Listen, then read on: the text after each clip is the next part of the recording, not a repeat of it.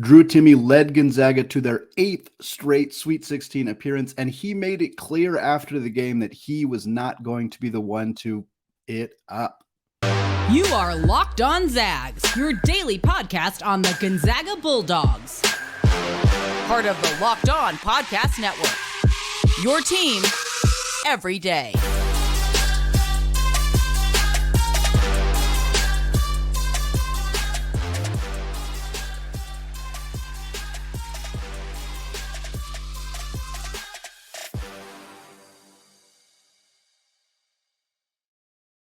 What is going on, y'all? Welcome to the Locked On Zags podcast, part of the Locked On Podcast Network, your team every day.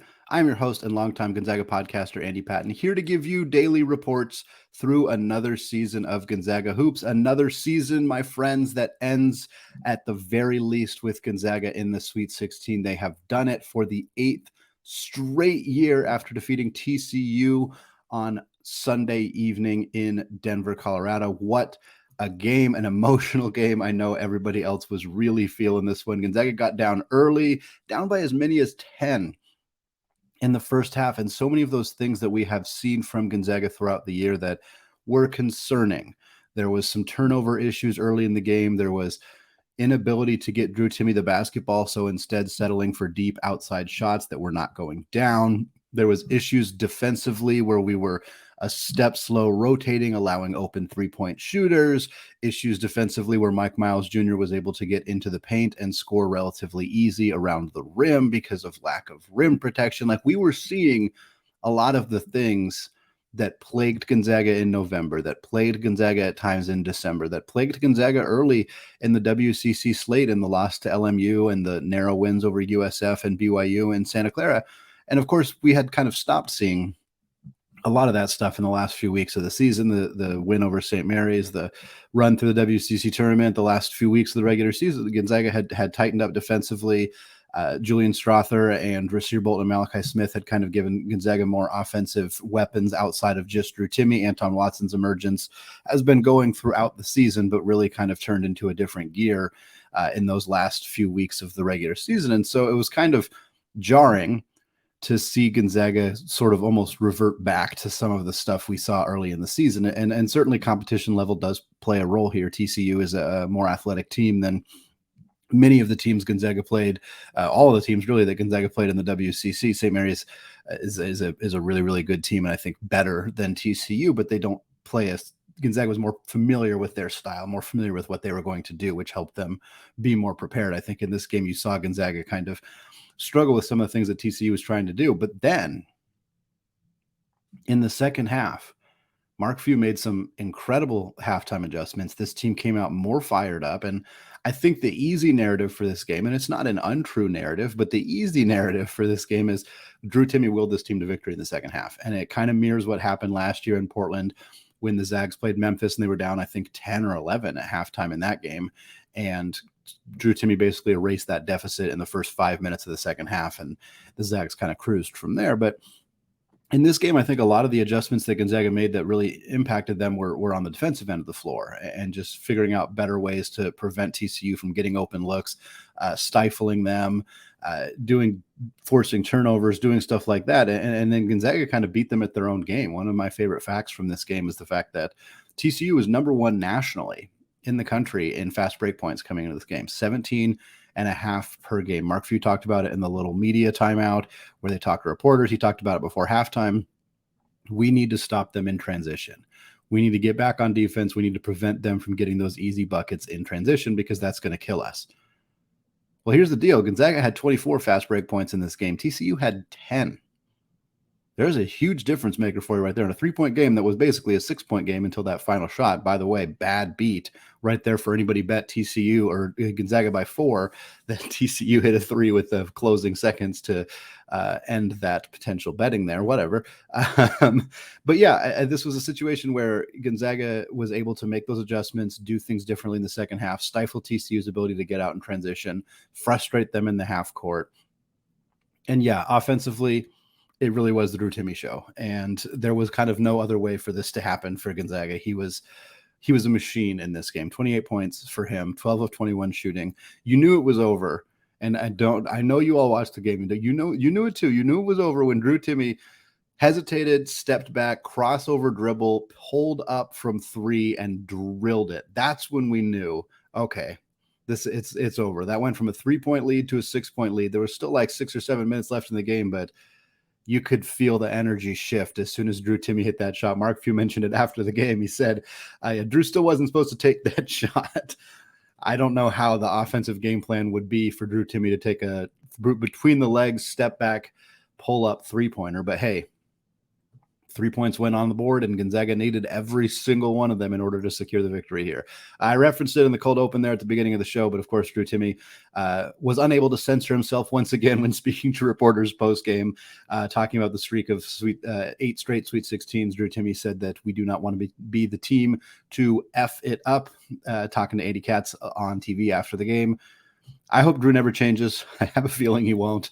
An absolutely iconic figure in Gonzaga basketball history, an authentically true to himself basketball player. It was so fun to see him do what he did on the court, say what he said after the game. He also acknowledged some comments made by TCU players before the game, basically saying, oh, he's got good footwork, but we've seen players with as good a footwork as him throughout the Big 12, and we've defended them just fine. And, they're 0-2 against the Big 12 this year. Like comments that I don't think were that bad, but I understand why they riled people up, and I certainly understand why they riled Drew up. They should have.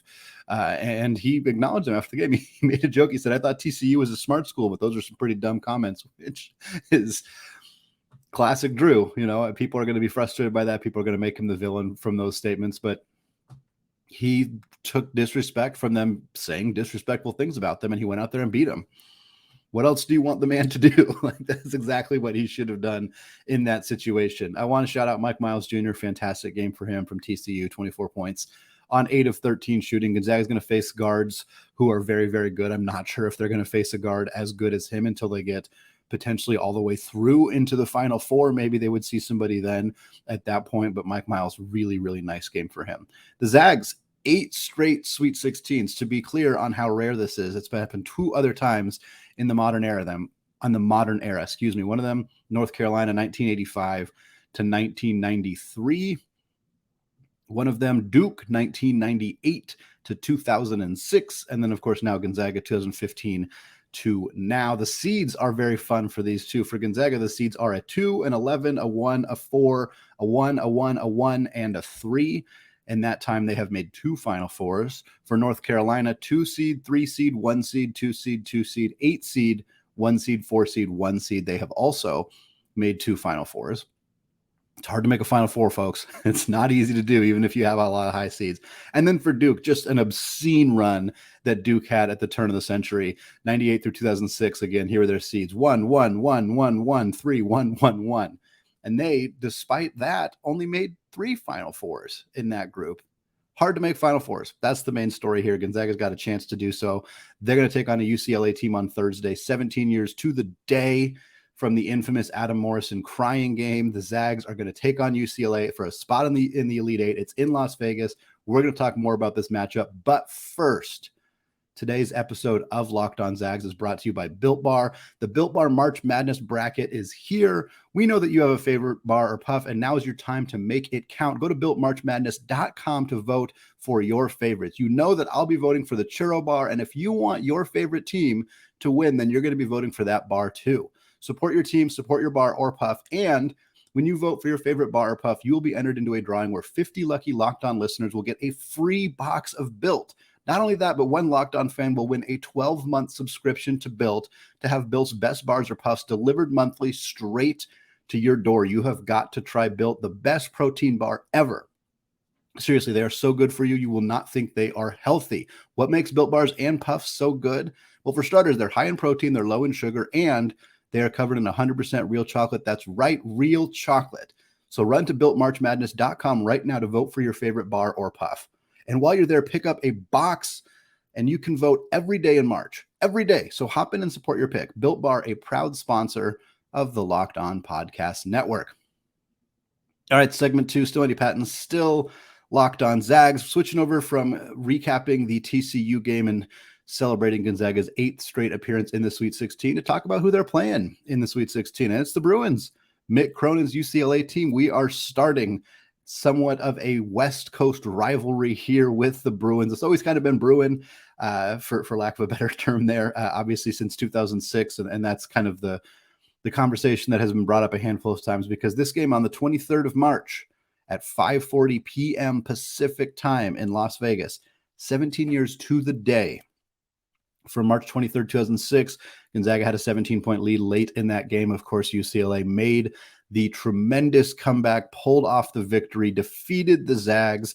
Adam Morrison fell to the floor, tears in his eyes. It has been a common sight in March Madness videos, in conversations. It has been a common poster that we have seen opposing fans bring to games. I think ostensibly to remind us of, hey, one time when you lost a long time ago. I don't know if I get it, but hey, we've seen them at every single basketball game on the road that I can remember watching. When they show the crowd, you always see somebody with an Adam Morrison video, and Gonzaga has already exacted their revenge. They played UCLA in some regular season games, some non-conference games, beat them in those situations. And then, of course, the real revenge, the true revenge in 2021, 93-90, closing seconds, 92-90. Jaime Jaquez, not Johnny Juzang. We're gonna get the facts right of this story. Johnny Juzang misses a lay-in, grabs his own rebound, scores, ties the ball game with just 2 seconds left. Inbounded to Jalen Suggs. He takes a couple dribbles, gets one step past half court, pulls up, bang, drills it, sends the Zags to the national championship game. That was in the Final Four. One of the most epic shots in college basketball history, the most epic shot in Gonzaga basketball history, with apologies to Casey Calvary, with apologies to Jordan Matthews, with apologies to Dimitri Goodson, all elite shots. Ranking them is a difficult task. Perhaps we'll get to the offseason. I think it's hard to rank anything above Casey Calvary and the runner, simply because Gonzaga is probably not here at all without that shot. But I don't know if you can take away from a 37-foot bank shot to send a team to the national championship game. That is some pretty darn epic stuff from Jalen Suggs. And like I said, it's setting up this fun rivalry between UCLA and Gonzaga, the two premier teams on the West Coast. With apologies to Tommy Lloyd in Arizona, they didn't get it done this year. They lost to a 15 seed in Princeton. We can talk more about that perhaps at another time, but I'm hoping that it quiets the people who are concerned that Tommy kind of took all the magic when he left. And I don't want to say that in any way disparaging towards Tommy Lloyd. He's a fantastic coach. There's a reason that he had the most wins through the first 2 seasons of a first-year head coach in college basketball history. And it's not just because of the roster that he inherited from Sean Miller. He brought in good players. He put the pieces together. He made good additions in the transfer portal, and he coached his butt off to get that team to win 60 games. But it's hard to win in March. And something that Gonzaga has not done since 2008, lose in the first round of the NCAA tournament, something they haven't done since 2015, not make the Sweet 16. And that's where we're at with Tommy Lloyd's team. I mean, they lost to Princeton here. And so you look at the West Coast, you look at the premier teams out here. San Diego State is still hanging around. That's really great for them. Good to kind of help the concerns about the Mountain West, seeing the conference struggle so much in March had kind of given them a pretty bad rap. And San Diego State has quieted that by making it to the Sweet 16. But UCLA and Gonzaga, they're the teams on the West Coast. Can we get them again? Winner of that game gets a chance to play UConn, who advanced past St. Mary's. It'll be UConn or Arkansas. UConn will play Arkansas, the 8th seed who defeated Kansas in that region. I suspect UConn will advance, but I'm not going to take anything away from that Arkansas team that is very, very good. It was a preseason top 10 team. You don't see a lot of 8 seeds that had that kind of momentum heading into the season. So we'll see if Arkansas can pull off an upset there. But for Gonzaga, this sets up a nice matchup with the UCLA team that they're good. They're very good. And they absolutely roasted UNC-Asheville in their first game. That was a 15 seed on that side. They also beat Northwestern in their second game. They were up 10 at half against Northwestern, the 7th seed in that region. They ended up only winning by 5. Northwestern kind of just hung around. It never really felt like they seriously challenged UCLA in terms of coming back and potentially winning. They just never really went away. And shout out to UCLA for continuing to kind of absorb the punches from them. They'd get a little bit of momentum, and UCLA would get a stop, get a shot, kind of build the lead back up. It would creep down to 7 or 5 or 4, and then UCLA would kind of build it back up to 8 or 9. And it kind of just felt like that was the way that UCLA kept them at bay throughout the game. Jaime Jaquez had 24 in that one, 11 of 19 shooting. Tiger Campbell, 12 points and 7 assists. All 12 of his points came from the free throw line in that one. He was 0 of 5 from deep. And that is one of UCLA's concerns, I suppose. They don't have a lot of outside shooting. They don't have a lot of consistent outside shooting. They attack you by getting to the rim. Jaime Jaquez is an incredible finisher around the rim. He's got an elite mid-range game. Amari Bailey is a hellraiser with the basketball in his hands. He's a young freshman. He just gets going to the basket. He's very acrobatic. He's thrown down some highlight reel dunks, really crafty at getting his body aligned in a way to get a lay-in and a foul. They're going to attack the rim relentlessly. Not a great matchup for Gonzaga in that regard. Gonzaga does not have the rim protection to stop them, but UCLA is not necessarily going to beat Gonzaga from three either. So it's going to be an offensive battle. Now, part of the scare there as well is that UCLA is the second best defensive team in the entire country, according to KenPom. The only team ahead of them in KenPom's defensive ratings is Tennessee, who just beat Duke and is advancing to the Sweet 16 as well. UCLA also has the top 25 offense in the country. They're 21st. This is a good team, but they are missing Jaylen Clark, the Pac-12 Defensive Player of the Year, a candidate still for the overall Naismith Defensive Player of the Year. He's out. He was out for the entire Pac-12 tournament. He's out for the NCAA tournament. He's not returning this year. UCLA has not lost a game since he went out, so something to note there for the Bruins, but still, I think worth noting for UCLA to not have Jaylen Clark. Adem Bona missed some games as well. He was back for the Northwestern game. He's a star freshman for them. Shot blocker, rim protector, enforcer around the basket. A player that would be a big bummer for them to not have. Would be a advantage for Gonzaga if they were missing their best post-defensive player. But by all accounts, he is going to play. I don't know if he's going to be 100% necessarily, but I think he's going to be out on the floor. And then David Singleton, another one of their depth options, the player who kind of stepped into the starting role after Jaylen Clark's injury. He appeared to very seriously hurt his ankle towards the end of the Northwestern game.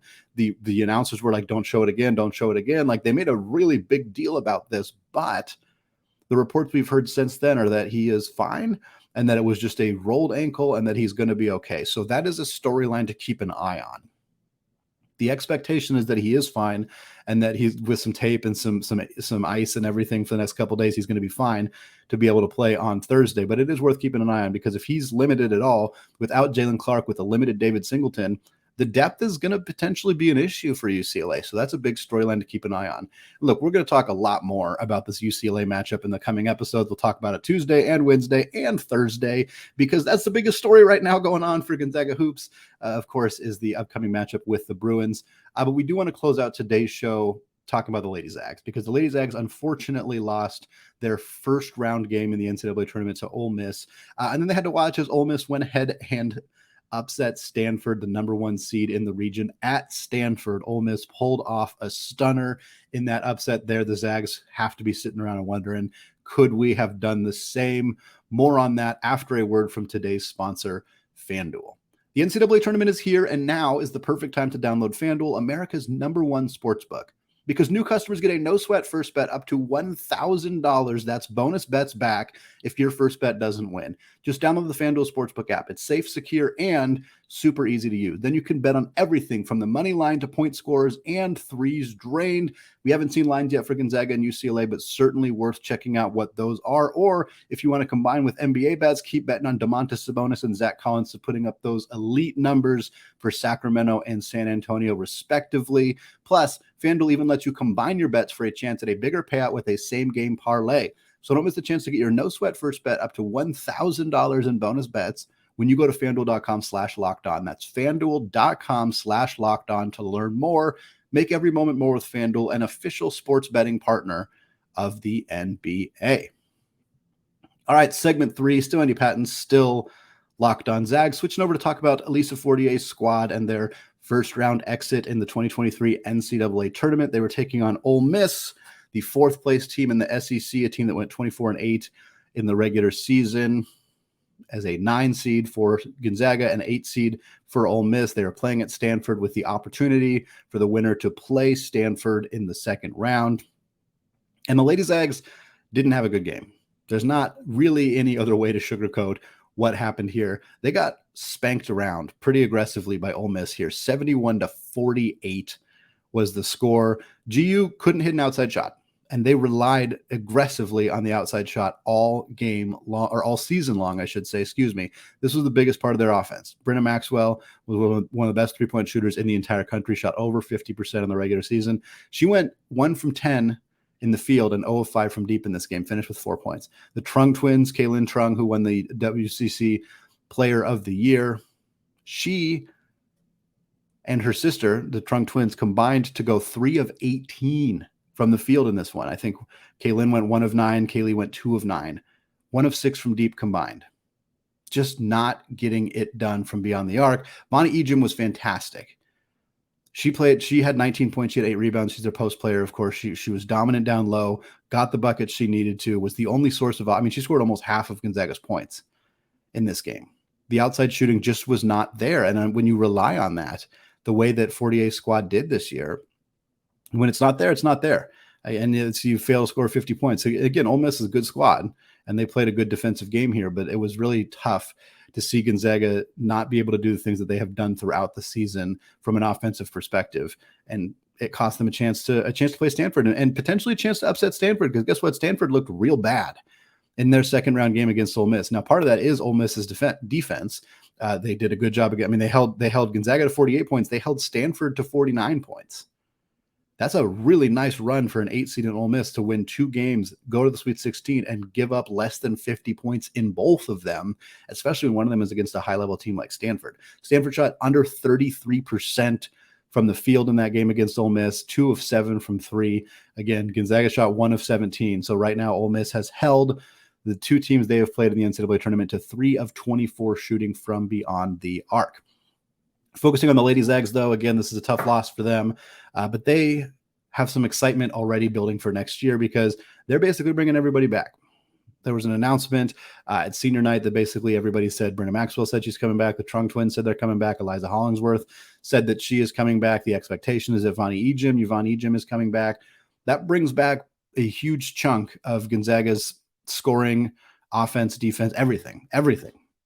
That the Zags were successful with this past season is basically going to be back next year. And that's huge. Continuity is massive. I spoke with Lisa Fortier before the season, I think in July, and we talked about how they'd had 10 seniors graduate in the last 2 years. And just having continuity on the roster was something that they were really struggling with, and that they were still rebuilding. They were still finding success. They were still doing well in the WCC despite losing all those players. But now they get everybody back. They get to run it back with the same group, a group that was phenomenal throughout the year, that probably deserved a higher seed than a 9 seed, that won almost all their games. They had a blip against Santa Clara, and that was kind of it. And then, of course, the loss in the WCC championship game to Portland. So it'll be interesting to see how this impacts them. And I think a big part of this is going to be how the WCC looks without BYU. BYU was not great last year, but the WCC as a whole was pretty bad. And losing BYU is going to hurt. It's going to hurt.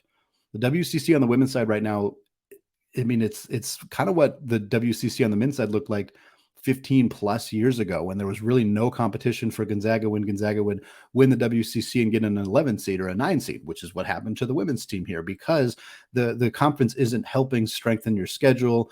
Your net ranking is lower. Like, all that stuff is impactful because the conference isn't that good. So for the women's team here, like, they're going to bring everybody back. They're going to have a great team, but they have to challenge themselves in the non-conference. And I'm sure that Coach Fortier and her staff are thinking about that, and they're figuring out ways to do that, because you got to play the toughest non-conference that you can in order to boost that net ranking, in order to avoid winning 30 games and getting a 9 seed. Like, that's a bad draw for this women's program. And I'm hoping that they're going to figure out ways, as much as they can control, which is not that much. They can only control so much of this situation, but it'll be interesting to see if they can find a way to put some high-level games on their calendar early in the game, in the season. Hope that somebody in the WCC or somebody's in the WCC steps up and gives them some competition, so that by the end of the season, when Selection Sunday rolls around, they don't find themselves on that dreaded 8-9 line despite having another really good year. All right, well, that is going to do it for me today. Plenty more coming your way this week. We're going to talk a lot about Zags UCLA, the history of the relationship, the upcoming matchup, what the rest of the bracket looks like, how far Gonzaga could go, all of that stuff coming your way. Also, check out the Locked On College Basketball podcast if you haven't done so yet. We're doing 7 days a week right now, every day, covering all of the action, all of the transfer portal news, all of the coaching carousel stuff, every single thing going on in college basketball covered on Locked On College Basketball. You can find it on YouTube. You can find it wherever you get podcasts. Go hit that subscribe button there. Go hit that subscribe button to Locked On Zags. Leave us a review on iTunes. Leave us a comment on YouTube. Any of that stuff, it is very, very much appreciated as we are here in the busiest and most fun month for people who podcast about college basketball. I'm going to tell you that right now. We are having an absolute blast. All right. Thank you all for listening. Happy Sweet 16 and go Zags.